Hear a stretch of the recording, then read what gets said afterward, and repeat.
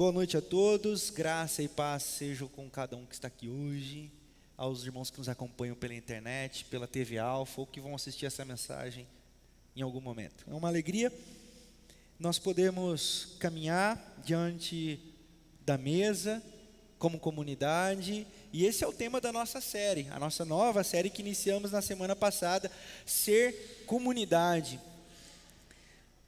Na semana passada eu tentei lhes falar como mensagem, como reflexão de abertura sobre ser uma comunidade bíblica, por julgar, e muito importante essa primeira perspectiva, de ser uma comunidade do Evangelho, não do livro, porque como diria Tomás de Aquino, desconfie do homem de um livro só. Nós não somos a comunidade de um livro, nós somos da comunidade do Evangelho. E como Jesus nos orienta em Mateus capítulo 5, versículo 8, coloquem em ordem o mundo interior de vocês, e vocês serão capazes de ver Deus do lado de fora em tudo e em todos. Esse é o poder do Evangelho. Essa é uma comunidade bíblica, aquela que lê o Evangelho no mundo através do óculos de Jesus de Nazaré. E nessa mensagem de hoje, eu pensei, uma comunidade bíblica é uma comunidade guiada pela hermenêutica ou pela interpretação de Jesus no mundo. Mas como é que nós interpretamos Jesus no mundo? Existe uma força, existe uma pessoa, em que a Bíblia chama de Espírito Santo de Deus, que fala conosco, que nos orienta através de uma voz do lado de dentro, sobre os caminhos de Jesus no mundo.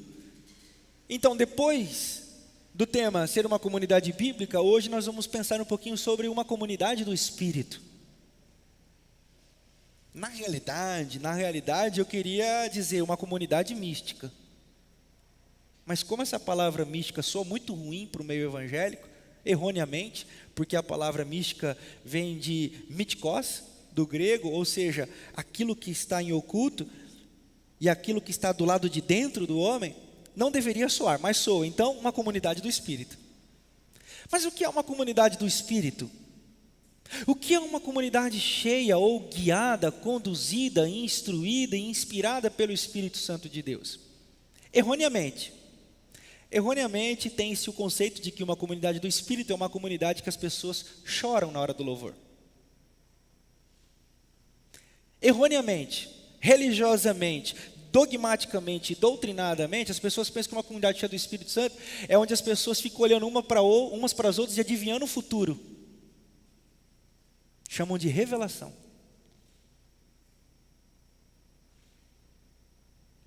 Erroneamente,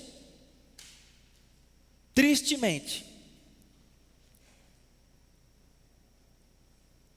de forma muito pequena e reducionista, fazem com o Evangelho e com o Espírito Santo a característica de uma igreja que a pessoa perde a consciência.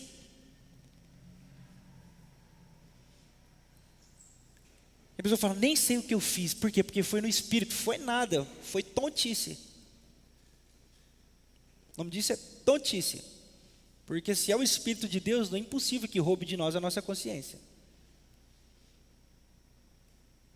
Então, nós precisamos discernir essas coisas todas. E nessa série, Ser Comunidade, nós estamos dizendo para as pessoas que estão se achegando, que estão nos assistindo, que nos acompanham, para onde a gente está caminhando como igreja. Quem nós somos. Quando dizemos Primeira Igreja Batista em Botucatu. E para que você que se diz participante da igreja, vinculada à Primeira Igreja Batista em Botucatu, tenha uma identidade. Tem uma identidade. E uma identidade que bata de frente com o que nós temos tido, visto e testemunhado do mundo evangélico contemporâneo. Eu disse semana passada, nós não fazemos parte do movimento evangélico brasileiro, para a glória de Jesus de Nazaré. Nós somos o pessoal, ou nós somos da turma do evangelho. Evangelho é diferente de evangélico.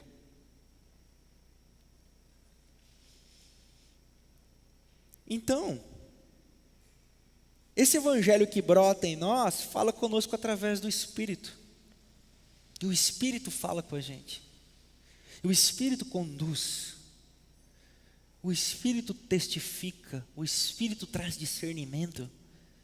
O Espírito traz a mudança de vida, o Espírito convence do pecado, da justiça e do juízo, o Espírito dá a interpretação dos textos sagrados, o Espírito brota dentro de nós e nos enche para que a gente não busque nas coisas e nos vícios, inclusive da religião e da igreja, o preenchimento do lado de dentro. Por quê? Porque agora nós somos cheios do Espírito.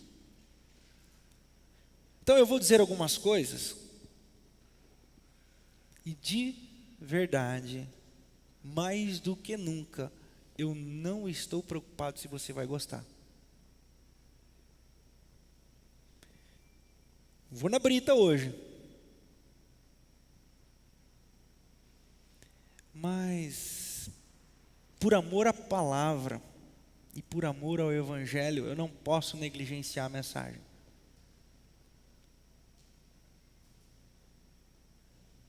Compartilhei sexta, compartilhei ontem, compartilho de novo, a título de introdução.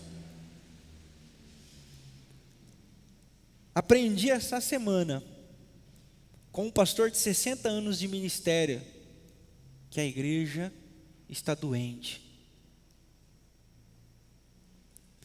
E ele aprendeu isso na Espanha, observando um pastor de ovelhas, que estava com algumas ovelhas. E ele parou o carro, desceu e foi ao encontro desse pastor de ovelhas e disse: você é pastor de ovelhas e eu também. Eu sei quando as minhas ovelhas estão doentes. Elas ficam abatidas, olho fundo, apáticas, amareladas, faltam na igreja, tal. Como é que você sabe que as suas ovelhas estão doentes? Se elas não falam, se elas não se queixam de dor e são cobertas de pelo, como é que você identifica que elas estão doentes? O pastor parou, olhou para o céu e disse: quando falta a elas o apetite, não querem comer. Eu sei que elas estão doentes. E esse pastorzinho no sentido, porque é bonitinho, 85 anos, e o cara com aquela vitalidade que eu ouvi, com aquela verdade que eu ouvi, por isso que é pastorzinho, no melhor sentido possível da palavra. Ele disse: a igreja está doente porque não tem fome da palavra. A igreja está doente porque não quer a palavra. Eles estão atrás de sinais. Eles estão atrás de manifestações pseudo-evangélicas e pseudo-espirituais. Eles querem transe. Eles querem manifestações miraculosas. Por quê? Porque a igreja está doente. E aquilo acendeu o meu coração, aquilo bateu no fundo da minha alma. Então, eu venho diante de vocês com muito temor e tremor, mas sem medo de agradar ou desagradar. Porque eu quero lhes oferecer o melhor, na minha alta limitação, do alimento do Evangelho. Eu quero convidar vocês a abrirem comigo na carta aos Gálatas, no capítulo 5. Nós vamos ler a partir do versículo de número 16. Diz assim: por isso digo, vivam pelo Espírito, e de modo nenhum satisfarão os desejos da carne. Pois a carne deseja o que é contrário ao Espírito, e o Espírito o que é contrário à carne. Eles estão em conflito um com o outro, de modo que vocês não fazem o que desejam. Mas se vocês são guiados pelo Espírito, não estão debaixo da lei. Nós vamos ler até aqui por enquanto, porque é interessante nós notarmos que Paulo escreve à igreja na Galácia, ou às pequenas comunidades gálatas, sobre uma influência externa, tanto que no capítulo 1, no capítulo 2, você vai ler: ó Gálatas insensatos, quem vos enfeitiçou com outro evangelho? Que outro evangelho era esse? O outro evangelho era aquilo que eles sempre haviam ouvido e que eles haviam se libertado, ou seja, eram os religiosos judaizantes, que estavam dizendo assim: bacana, a graça de Deus é sensacional, a liberdade concedida por Jesus é fantástica, mas espera aí, tem uns negocinhos aqui. Que negocinhos? Não, vocês precisam circuncidar. Não, beleza, a graça de Jesus, beleza, mas guarda o sábado. Não, a graça e o sacrifício de Jesus, beleza, mas não come carne de porco não, porque vai que, né? E eles começaram a retroceder na liberdade dada por Jesus de Nazaré. Eles começaram a retroceder no conceito mais puro do evangelho, que é a manifestação do Espírito. E o apóstolo Paulo linka 3 conceitos muito importantes que eu queria dizer para vocês: comunidade, tanto que ele escreve a carta aos Gálatas. Comunidade, ele linka comunidade à liberdade, e ele linka liberdade a uma vida no Espírito. Ou seja, como é importante a vida comunitária, como é importante a vida comunitária libertadora, e como é importante a vida comunitária libertadora guiada pelo Espírito, conduzida pelo Espírito. Então, aqui o apóstolo Paulo dá algumas diretrizes sobre essa comunidade, sobre essa liberdade, sobre esses conceitos. Mas eu gostaria de fazer uma pausa, porque nós precisamos discernir. Quando nós nos reunimos como igreja, nós precisamos discernir esse movimento. A palavra igreja vem de eclésia, do grego. Eclésia ou eclesia significa ajuntamento de pessoas. Por isso que isso aqui não é uma igreja. O templo não é a igreja. A denominação não é a igreja. O pastor não é a igreja. O estatuto não é a igreja. A igreja é o ajuntamento de pessoas. É por isso que Jesus disse: olha, os gregos têm a sua eclesia, os romanos têm a sua eclesia, eu também tenho a minha eclesia. Onde é? Onde se reúnem 2 ou 3 em meu nome, ali é a minha eclesia, ali eu estou. E a primeira perspectiva de eclesia é essa igreja, que rompe as barreiras do templo, do tempo, do lugar, dos conceitos, que teologicamente é chamada de igreja invisível, que é diferente de igreja imperceptível. O que é igreja invisível? É aquela igreja que nós não somos capazes de dimensionar. É a igreja que Jesus diz que as portas do inferno nunca vão prevalecer contra ela. Nessa igreja está Martin Luther King, Mahatma Gandhi, Nelson Mandela. Nessa igreja estão grandes homens e mulheres de Deus do passado, da história, o apóstolo Paulo, Mateus, Marcos, Lucas, João, você, eu, aqueles que estão por vir.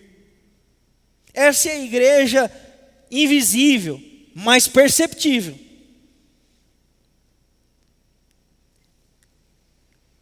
Um outro conceito de eclesia ou de igreja é a comunidade local. É aquela igreja que se reúne num local, num espaço, num determinado período ou fragmento da história. Veja, as cartas do apóstolo Paulo eram destinadas a comunidades locais que se reuniam em determinados locais, ou a líderes de comunidades locais. Você pega Filipenses, você pega próprio Gálatas, você pega Tessalonicenses, você pega Éfeso, você pega Romanos, você pega Efésios, você pega a primeira carta a Timóteo, segunda carta a Timóteo, Tito, ou seja, pastores que conduziam comunidades locais. Comunidades que se reuniam em determinado local e horário para estudar, para orar, para comungar. É aquilo que o autor de Hebreus diz no capítulo 10, versículo 25. Não deixem de congregar, como é de costume de alguns. Ele não está falando da eclesia invisível, ele está falando da comunidade local. Ou seja, um movimento em direção ao lugar, mas não por causa do lugar, porque nós já não somos mais o povo do lugar sagrado. Não em direção a uma pessoa, porque nós já não somos mais da turma de pessoas sagradas. Por quê? Porque todas as pessoas são sagradas. Nós não somos mais da turma do horário e local sagrado. Por exemplo, quem já ouviu o versículo que diz, domingo é o dia do Senhor? Quem já ouviu esse versículo? Já ouviu? Não é versículo, porque não existe isso na Bíblia. Em nenhum lugar da Sagrada Escritura diz que domingo é o dia do Senhor. Em nenhum lugar. Nem nos apócrifos. Nem na mais alta heresia existe isso. Olha que disso eu conheço. Não tem. O que é isso? É o retrocesso da igreja. Domingo é o dia do Senhor. Domingo é o dia que eu não jogo futebol nem assisto a final do Campeonato Paulista. Vai ter volta. Parabéns ao São Paulo pelo vice.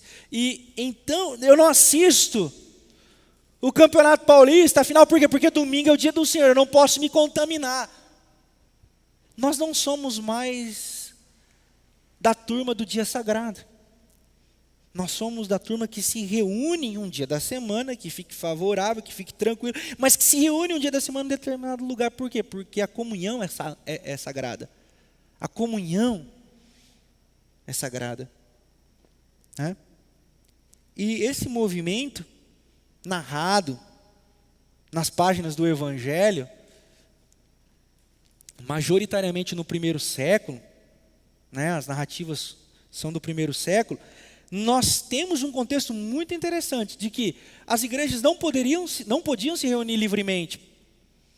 O apóstolo Paulo não podia chegar para o imperador, para o governador de Éfeso, então eu vim legalizar a minha igreja aqui, porque nós estamos nos reunindo ali. Não, os caras passavam a faca. Tanto que o apóstolo Paulo morreu decapitado. Na realidade, todos os apóstolos morreram de morte matada, como se diz no interior paulista. O único que morreu de morte morrida foi João. Por quê? Porque a igreja não tinha essa liberdade para se reunir. A igreja não tinha essa liberdade para congregar. Ou seja, era sempre muito pequeno, muito informal. Por isso que as cartas sempre são no sentido bem local e não organizacional. Local no sentido de pessoas. Só que com o movimento da história da igreja, existe uma outra perspectiva de eclésia ou de eclesia, que é a instituição. Nós somos a primeira igreja batista em Botucatu. Uma igreja que vive a perspectiva da eclésia invisível, que se reúne como igreja local, mas que também se reúne como uma instituição. Por quê? Porque nós somos organizados e hoje, no fragmento da história que a gente vive, nos permite, não só nos permite, mas nos exige isso. Por exemplo, nós temos estatuto. Por quê? Porque as leis do nosso país pedem. Para quê? Para que a gente possa abrir uma conta. O dinheiro que entra aqui na igreja, pessoal, não vai para a minha conta. Não vai para a conta da tesoureira, não vai para a conta de alguém. A igreja tem uma conta. Por quê? Porque ela é organizada institucionalmente. Isso traz legalidade, isso traz credibilidade, isso traz verdade, mostra a honestidade da comunidade local, e eu estou dizendo somente por nós.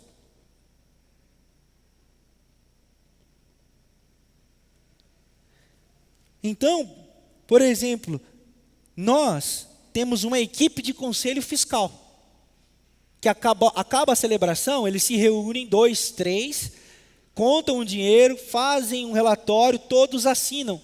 No final de cada mês há um controle. No final de determinado tempo, esses controles são prestados como forma de conta a toda a comunidade em assembleia.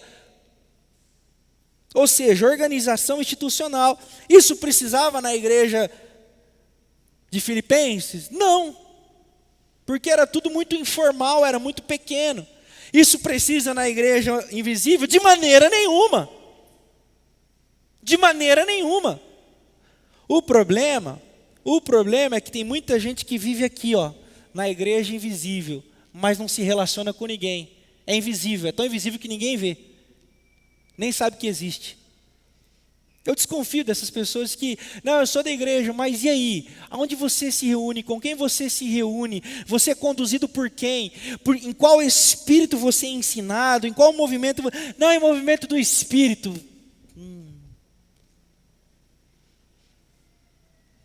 Espírito tonto esse.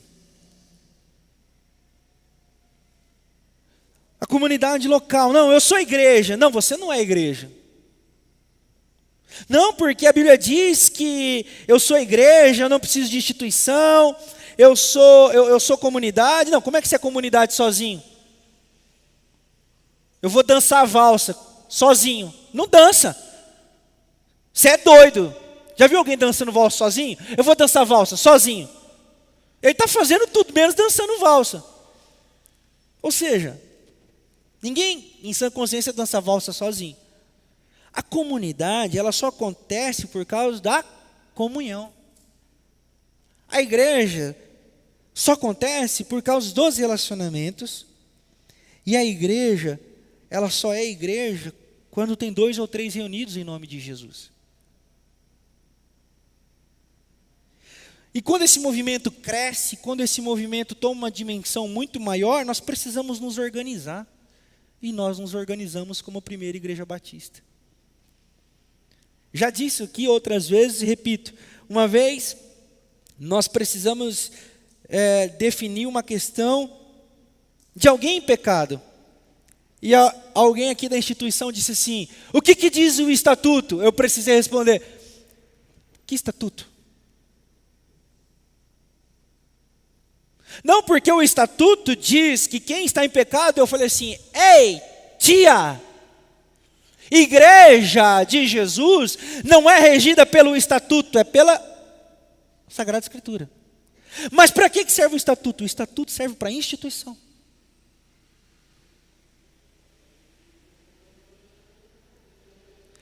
Como, da mesma forma, nós não vamos pegar a Bíblia para ver a forma de investirmos os nossos rendimentos. Porque a Bíblia não fala de formas de investir os nossos rendimentos. Nós vamos decidir isso como instituição. É a instituição que vê para comprar o som. É a instituição que vê o ar-condicionado para as crianças. É a instituição. Organizadamente, responsavelmente. Então, pastor, por que o senhor está falando tudo isso? Porque eu estou falando da igreja. E uma igreja que não discerne os seus movimentos como igreja.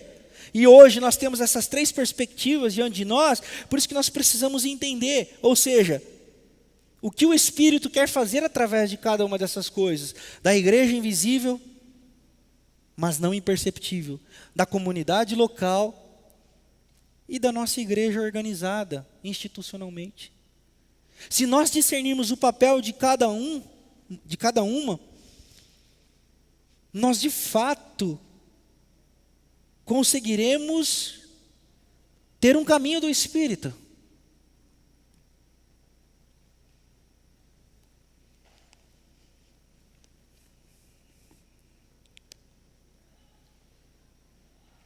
Mas muito mais do que essas três coisas. Uma comunidade guiada pelo Espírito é uma comunidade que produz pessoas diferentes. Uma pessoa cheia do Espírito é uma pessoa diferente.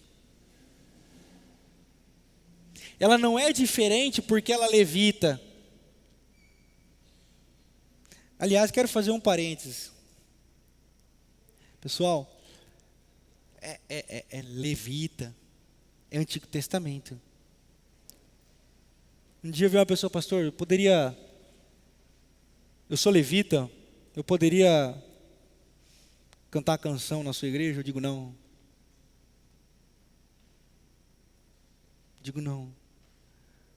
Não, porque é o meu chamado ser levita. Eu falei, irmão,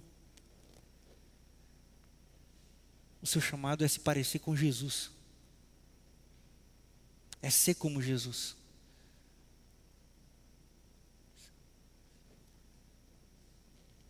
Por que eu estou dizendo isso? Porque o apóstolo Paulo, ele nos convida a linkarmos a liberdade, a comunidade, a uma vida no Espírito. E uma vida no Espírito não é uma vida que canta. Uma vida no Espírito não é uma vida que prega. Uma vida no Espírito não é uma vida que abre porta e fecha a porta do templo.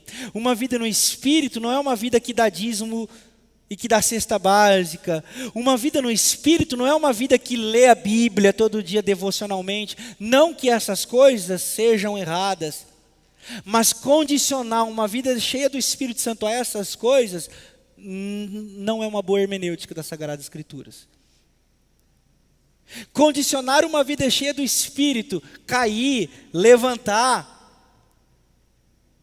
Condicionar uma vida cheia do Espírito, eu oro e as pessoas são curadas, é de uma ignorância. Porque eu desafio a todas essas pessoas que dizem assim, eu tenho o dom de cura. Aí na Unesp, no setor de oncologia infantil, e exercer o seu dom espiritual ali. Mas diante desse desafio ele vai dizer, será que elas têm fé? Porque pouca fé, o milagre não acontece. E aí a pessoa, ela condiciona o Espírito a sinais, prodígios, milagres. Pastor, então o senhor não acredita no milagre? Eu acredito. E é por isso que eu acredito no milagre, porque é um milagre. É um milagre. Milagre é assim, eita, milagre. E não diz assim, vem aqui que eu vou fazer um milagre. Sexta-feira do milagre. Sábado do milagre. Domingo do milagre. O escambau do milagre. Isso não é milagre. Isso não é espírita. Isso não é discernimento. Isso não faz parte de nenhuma das três perspectivas saudáveis da comunidade. Isso não se encontra em nenhuma perspectiva do Evangelho. Em nenhum momento Jesus diz que isso é o Espírito Santo habitando em vocês. Em nenhum momento Jesus diz que esse é um dos frutos do Espírito. Em nenhum momento o apóstolo Paulo ensina que isso é um dom espiritual.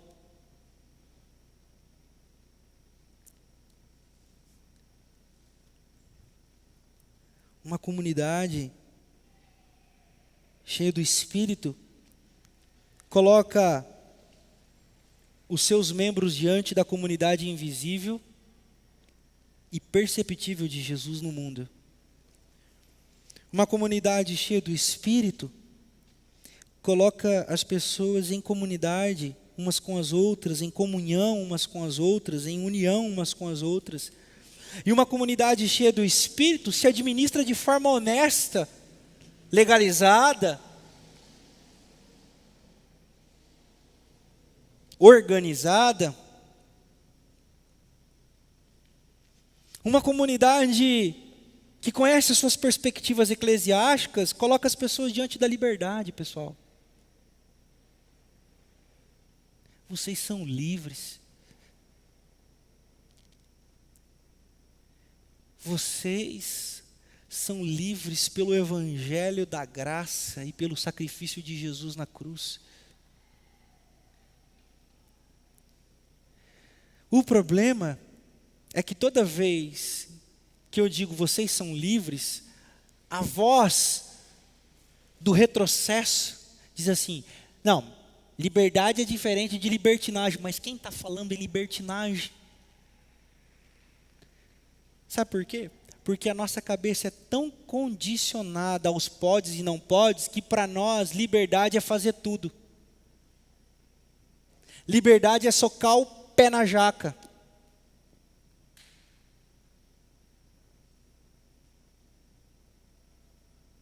E não é. Liberdade é viver. Liberdade é ser. Liberdade é não temer. Liberdade é viver.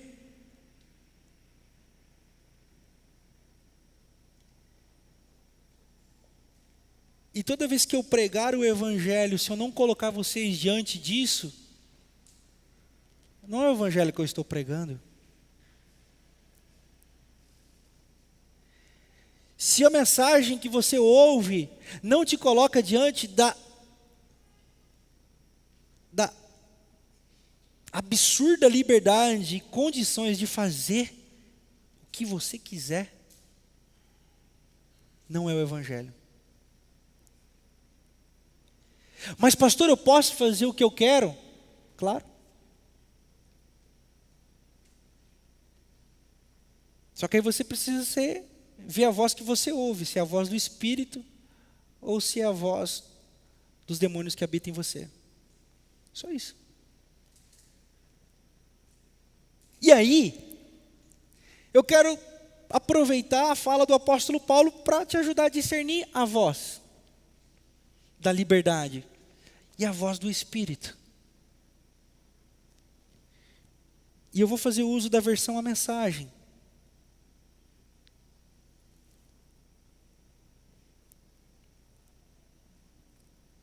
Prestem atenção no que é a voz do Espírito e do que não é a voz do Espírito. E o que é uma comunidade conduzida, guiada biblicamente pelo Espírito? Todos conhecem, capítulo 5, a partir do versículo 19. Eu vou ler a versão A Mensagem. Tá no esquema aí ou não está? Está no esquema aqui, dá para projetar? Projeta aqui e vocês acompanhem. Depois você salva na sua Bíblia, ou salva no seu smartphone, ou risca a sua Bíblia. Porque esse texto precisa ser lido e relido. Diz assim, todos conhecem o tipo de vida de uma pessoa que quer fazer o que bem entende. Sexo barato e frequente, mas sem nenhum amor. Vida emocional e mental detonada. Busca frenética por felicidade sem satisfação. Deuses que não passam de peças decorativas. Eu acrescentaria Bíblias. Religião de espetáculo. Sabe o que é religião de espetáculo? Manifestações miraculosas. Fogo, óleo, gritaria. Isso aqui o apóstolo Paulo diz, uma comunidade do Espírito não vive assim, isso é carne. Ele continua dizendo, solidão paranoica, competição selvagem, eu poderia substituir aqui capitalismo selvagem, consumismo insaciável, temperamento descontrolado, incapacidade de amar e de ser amado, lares e vidas divididos, coração egoísta e insatisfação constante, costume de desprezar o próximo, vendo todos como rivais, mercado. E, pessoal, foi o apóstolo Paulo que escreveu isso, ok? Foi o apóstolo Paulo, não foi Carlos Marcos, não foi Leonardo Boff, foi o apóstolo Paulo.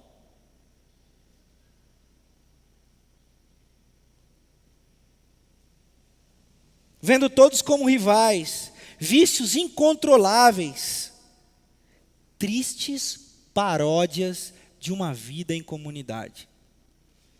Ele diz, se eu fosse continuar, a lista seria enorme, ou seja, se eu fosse ficar falando do que é uma vida pela carne, ou para a carne, ou no espírito da carne, eu ia fazer uma lista imensa. Mas ele diz assim, vamos falar do que é verdade? Vamos falar do que é uma vida cheia do Espírito, vamos falar do que é uma mensagem do Espírito, vamos falar do que é a verdadeira liberdade em Jesus, o que é uma igreja de verdade conduzida pelo Espírito, vamos falar disso? Aí ele continua.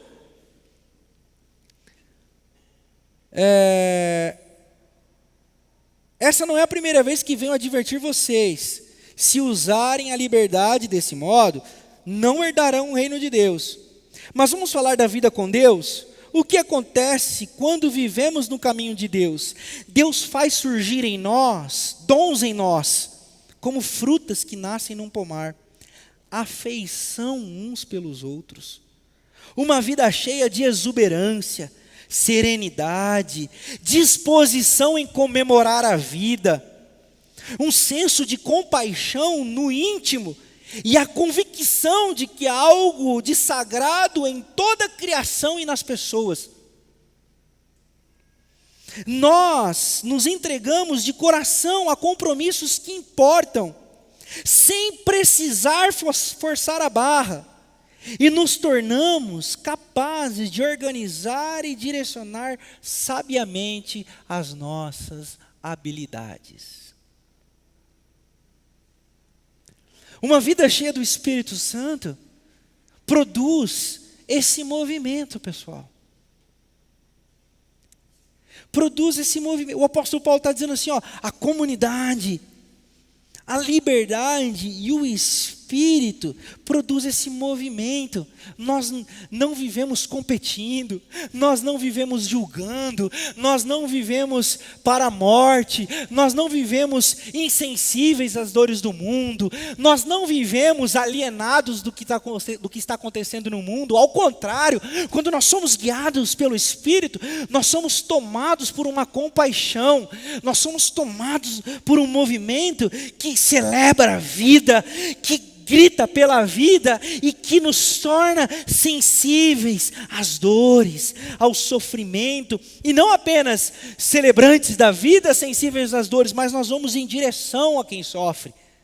Por quê? Porque há um Espírito movendo em nós, há um Espírito conduzindo a gente, há um Espírito falando ao nosso coração. Nós congregamos, nós vamos à igreja, não mais por obrigação, não por forçação de barra, mas porque há um Espírito nos movendo a isso. É por isso que a mensagem da cruz é loucura para os que padecem. Como assim vocês compartilham, se vocês não são obrigados? Como assim vocês vão à igreja, sendo que não há mais medo, não há mais a obrigatoriedade, não há mais a barganha, não há mais o peso? Como? Da onde vem isso? Vem da mística da fé, vem da mística, vem do inexplicável, vem de um movimento, vem de uma força que o Evangelho chama de Espírito Santo de Deus, o Espírito Santo que conduz a igreja, reúne esse bando de maluco, me desculpe pelo bando, é no bom sentido, reúne esse bando de maluco que não faz por forçação de barra, não dá, não doa, não compartilhe, não derrama lágrima por obrigação, mas porque é conduzido por um movimento incontrolável como o vento. E Ele sopra, e Ele vai conduzindo, e as nossas cabeças vão sendo mudadas, os nossos corações vão sendo mudados. Se antes nós não congregávamos, agora nós temos um ânimo para congregar. Se antes nós nos sentíamos perdidos, parte de nada, hoje nós sentimos parte de uma família que vai muito além do templo, do local e do fragmento da história. Nós fazemos parte de uma família eterna. Se nós pertencemos a uma comunidade local institucional, não é porque a gente é bitolado, não é porque a gente é maluco, não é porque a gente é idólatra da denominação, é porque nós pertencemos a uma história.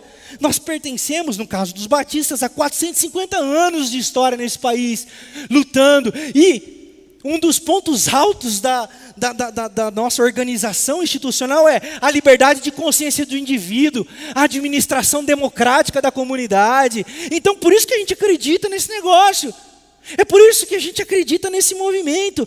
Mas não para ele nos usar, não para ele nos vituperar, não para ele abusar das nossas emoções e sentimentos, mas para que a gente permita que o Espírito sopre como um sopro suave na vida de cada um, para que você que chega na nossa comunidade sinta-se parte de um ambiente organizado, para que você que nos ouve e que desacredita da igreja, é um jeito possível de ser comunidade, organizada, institucionalizada, há um jeito possível de congregar, há um jeito possível de pertencer a uma família, e isso é o Espírito que faz.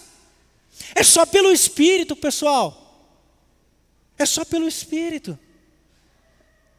E aí, quando nós entendemos isso, nós começamos a responder perguntas do tipo: você acredita nisso? Esse negócio de repartir, esse negócio de compartilhar, esse negócio de socorrer o pobre, esse negócio de ajudar quem sofre, isso não é evangelho. Aí você diz: como não? Como não? Aí você tem que ouvir: os batistas são frios. Quem já ouviu isso? Por quê? Porque o batista não chora. Até chora. Porque o batista não berra. Porque o batista não esguela, esguelar, né? Não. Tem muito batista frio, que não chora, que não berra. Então, tem. Mas nós aqui, eu estou falando por mim, eu estou falando por nós. Nós queremos ser cheios do Espírito Santo, mas um Espírito Santo da palavra, do Evangelho. O Espírito de Jesus de Nazaré, do qual ele disse: olha, eu estou partindo, mas deixarei com vocês o Parácletos. E ele diz, a tradução na sua Bíblia provavelmente vai estar o Consolador, ou Paracletos, aquele que anda ao lado. Daí vem a palavra paralelo. Aquele que anda ao lado, aquele que caminha com vocês, aquele que está com vocês, aquele que está discernindo, aquele que está falando com você. E é por isso que essa é a voz que a gente ouve. Ame, ajude, saia da vida solitária. Você pertence a uma família. Abrace os órfãos que estão sem família. Ame as pessoas. Ajude as pessoas, porque é o Espírito da igreja de Jesus. No Antigo Testamento, conforme Hebreus capítulo 4, ele falava pela boca dos profetas essas coisas. Vide, Isaías 58.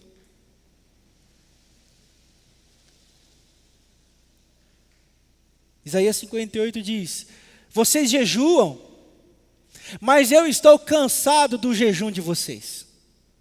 Porque vocês jejuam, mas vocês oprimem o pobre. Vocês jejuam, mas vocês se esquecem dos que sofrem. O jejum que eu, o Senhor, quero não é esse, que vocês solte as amarras da opressão, quebre as correntes da escravidão. Quando vocês fizerem isso, aí sim eu vou ouvir o clamor de vocês. Isso é uma voz profética. Se você ler Amós capítulo 4, capítulo 5, corra a justiça de vocês como um rio perene. Ou seja, justiça, socorro. E Hebreus capítulo 4 fala assim, ó, antes essas coisas eram faladas através da boca dos profetas, das bocas dos profetas. Agora fala através do Filho. No capítulo 1, me desculpe, do 1 ao 4. No capítulo 3 de Hebreus, vai dizer que Jesus é maior do que Moisés. Jesus é maior do que Moisés. E é esse Jesus que diz assim, ó, o meu Espírito estará com vocês. O meu Espírito está sobre vocês. Eu dou a vocês o meu Espírito. Por isso, eu quero concluir dizendo que uma comunidade cheia do Espírito é uma comunidade que ouve a voz do Espírito. E uma comunidade que é cheia do Espírito é uma comunidade que ouve o que diz as Sagradas Escrituras. E o que diz as Sagradas Escrituras? Para a gente congregar, para a gente compartilhar, para a gente amar, para a gente servir, para a gente repartir, para a gente acolher, para a gente não se aquietar diante da injustiça, para a gente estar em comunhão.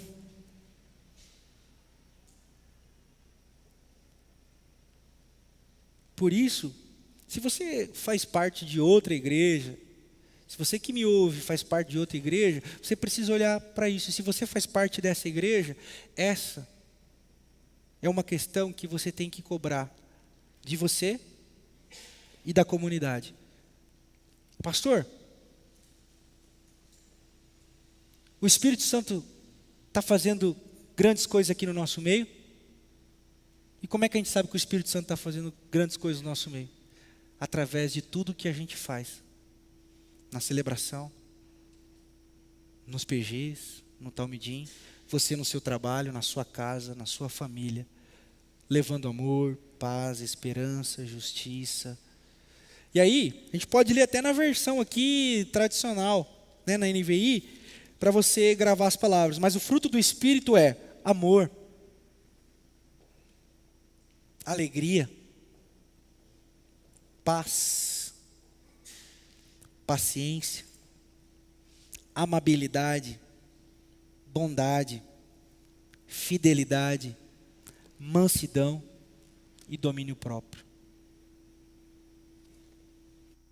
Comunidade cheia do Espírito. Essa é uma comunidade guiada pelo Espírito. Essa é uma comunidade avivada. Essa é uma comunidade batizada no Espírito. A minha oração é por todos nós. Que o Espírito fale aos nossos corações. Que o Espírito fale através de cada um e através de tudo que você faz. E que você encontre inspiração e motivação aqui nessa igreja, através de tudo que a gente fizer. Que a gente possa construir uma igreja relevante juntos. Que a gente possa mostrar para o mundo e para as pessoas que há um jeito possível de ser igreja. É buscando o Espírito, é clamando a presença do Espírito em nós. E Ele virá.